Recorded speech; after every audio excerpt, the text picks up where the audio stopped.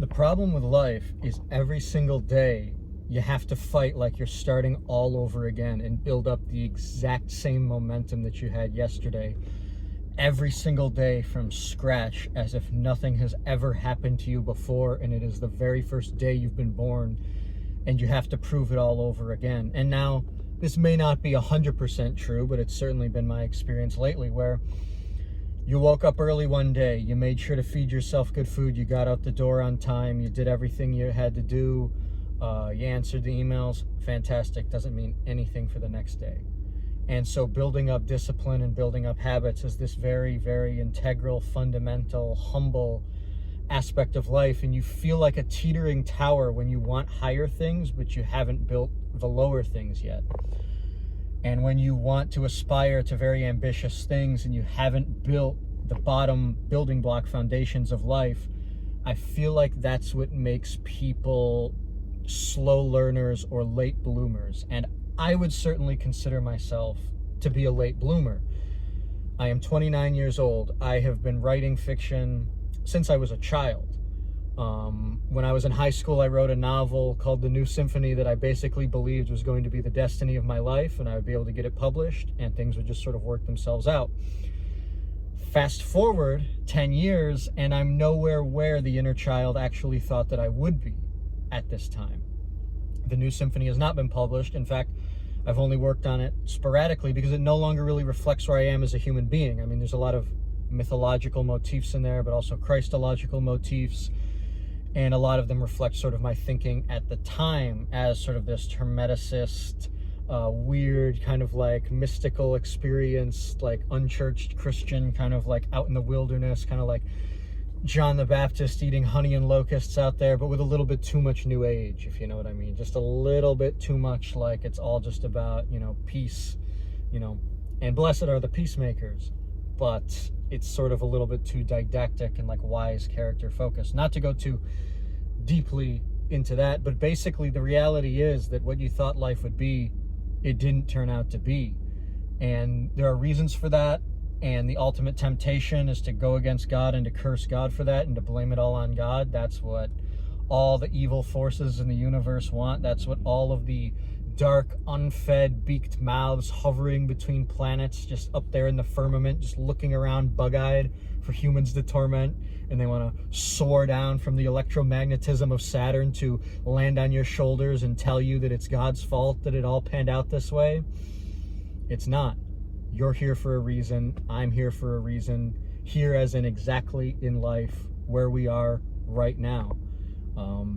Whether we think we're behind, whether we think we're ahead, the reality is that we all have to be humbled, and people are humbled in very different ways. And I personally feel as if I've been humbled by having massive ambitions at a very young age that did not pan out, and then having to see kind of the world get away from me, in a sense, where you see the world drift and you see things get made and released, and every year more and more comes out in the heap of things that you can read, watch, absorb, study, learn from, politics, world, everything that's happening. The amount to absorb is just going up and up and up, and there's a duty to link it in with the past and make it all make sense and maintain a coherent narrative of it all, while also becoming who you have to be in relation to that narrative and not confusing the two. This is the hard work of individuation. This is the hard work of becoming yourself. And if that's a burden that's been consciously placed on you, then how could you possibly think that you're in the wrong place? How could you possibly think that things have gone awry if that's exactly where you are in life? I mean, there's a quote that was really, really fantastic from the King, Warrior, Magician, Lover book. And it was basically saying, if you're feeling envy, it's because you're out of touch with your own inner creative powers. He who is inhibited in creativity is going to envy others and want what they have. You'd rather be anyone other than yourself. Any random writer on Twitter who's like, oh, I have a book published and this thing coming out, it's like, oh, I just want to trade lives and get what you have. That is the essence of damnation and envy and coveting your neighbor's goods. And it's why Abel died in the ground, and it's not what you want to do. And it's not the right impulse, because everyone is where they're supposed to be at the time that they're supposed to be, if they are conscious of it. If they are conscious of it. If they're not aware of where they are in life, then it can be a different story. But if you're aware of it, and then the difficulty becomes being aware of it, but not doing, or feeling like you're not doing what you need to be doing, and not knowing how to bridge that gap. And everything in modern life is designed to kind of pull you away from who you're supposed to be, in that it's designed to get you to be checking your emails, checking certain things coming in, being aware of work emails, being aware of work conversations. We're in a constantly updating world. I mean, this video coming out, this video turning 3 hours old, a week old, all of this is designed to pull you into the whirling spin. And the problem with the whirling spin is it's the enemy of deep focus, and deep focus is how you create memory. You're not going to create lasting, powerful memories unless you're able to give that deep focus. But everywhere you're incentivized to pull your focus out and say, uh-oh, did I neglect this? Uh-oh, should I be looking over here? What did I do wrong here? What did I do wrong there? What am I not focusing on in my finances? What am I not focusing on in the people in my life? And that's probably a better thing to focus on, is the people in your life, than anything. But the lesson, I think, is to pray for others more than you pray yourself, more than you pray for yourself. It is to give, to receive. It is to not fall into the temptation of egotism and narcissism, and believing that you can control every scenario in your life and just going wild trying to make things happen for yourself. That is a piece of it. That is something that you have to do, but it's not the entirety of existence, and it's far from it, actually. And in many cases it presents a great many temptations. I'm in utter awe of a C.S. Lewis quote where he says, you know, the great temptation of the Christian life comes when you don't expect it. It comes with the first thing you wake up in the morning, is the avalanche of the thoughts of the day and the things that you want all come pouring into you like wild animals. And it's up to you to listen to the softer, smaller, thin, small voice that goes against those thoughts and pushes them all aside and starts to work on you in ways where you're not used to being worked on.